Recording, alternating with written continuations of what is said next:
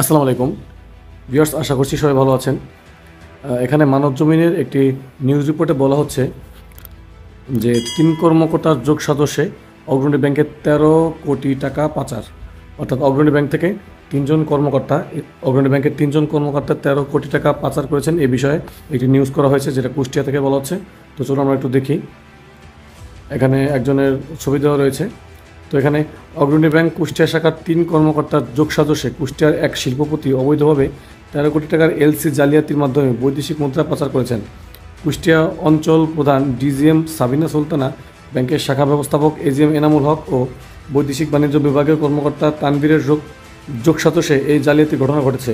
দেশের 2টি ব্যাংকের ঋণ খেলাপি কুষ্টিয়ার কেএনবি এগ্রো ফিড লিমিটেডের স্বত্বাধিকারী এস.এম.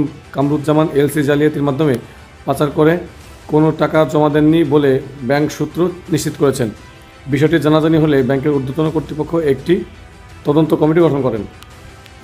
এদিকে কুষ্টিয়া বড়বাজার শাখার এজিএমকে আগামী 3 দিবসের জন্য মধ্যে নিয়ম বহির্ভূত দেওয়া ৯,৭১,৩৭০.58 ডলার সমপরিমাণ টাকা ফেরত দিতে চিঠি দিয়েছে অগ্রণী ব্যাংক প্রধান শাখার বৈদেশিক বাণিজ্যিক বিভাগ।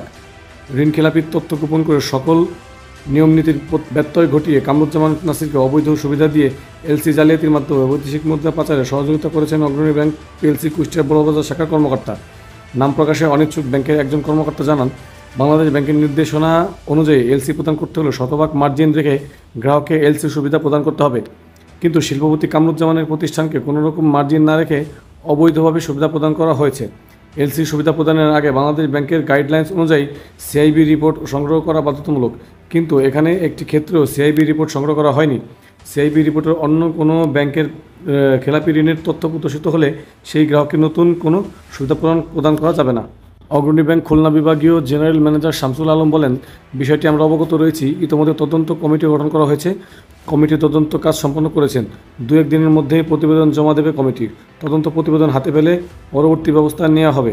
কেএনবি এগ্রো ফিড লিমিটেডের জিএম জাহিদুল ইসলাম বলেন, এ বিষয়ে আমরা কিছুই বলতে পারবো না। ব্যাংকের বিষয়টি সরাসরি মালিক নিজেই দেখভাল করেন। এলসি বা ঋণ খেলাপি বিষয়ে আমার জানা নেই। এ ব্যাপারে কেএনবি এগ্রো ফিড লিমিটেডের স্বত্বাধিকারী কামরুজ্জামান নাসিরের সঙ্গে যোগাযোগের চেষ্টা করা হলেও তিনি ফোন রিসিভ না করে বারবার কেটে দেন। মোবাইলে খুদে বার্তা পাঠালে কোনো উত্তর দেননি। তো আমরা যেটা বুঝলাম যে হচ্ছে অগ্রণী ব্যাংক থেকে যে 13 কোটি টাকা পাচার করেছে অগ্রণী ব্যাংকের কুষ্টিয়া শাখার কয়েকজন কর্মকর্তা মিলে। তো সে বিষয়ে নিউজটা রিপোর্ট করা হচ্ছে।